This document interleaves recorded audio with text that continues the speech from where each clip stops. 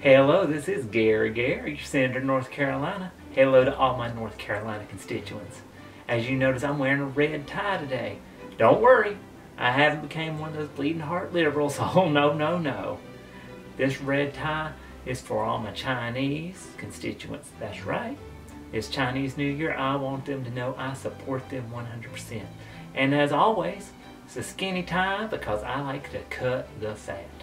Speaking of cut the fat, we are going to have to cut the fat in this state budget. There is so much money being spent that we can't spend. We need to be fiscally responsible. So in order to do that, I have proposed that we cut $240 million to the education budget. I know what you're thinking, Garry, that's a lot of money coming out of education. Couldn't we cut from somewhere else? No, we can't. No, we have to cut from education because I have promised at least $220 million of our funds to go to building a new stadium for the sports team. That's right, we are going to subsidize entertainment and the sports team, which you know makes us all feel better about ourselves, by cutting the education budget. That seems fair. That seems fair. At least to me it does.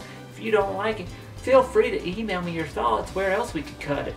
Now I know we got a lot of other spending that we could cut, but you know what?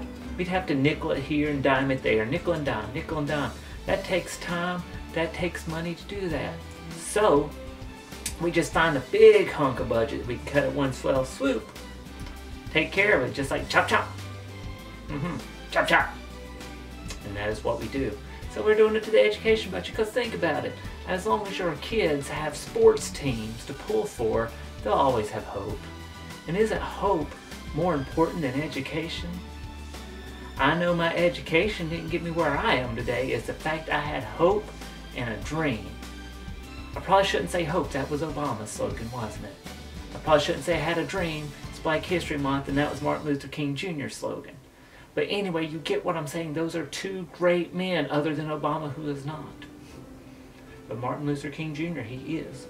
So, what I'm telling you is we're just going to have to trim the fat on that education budget.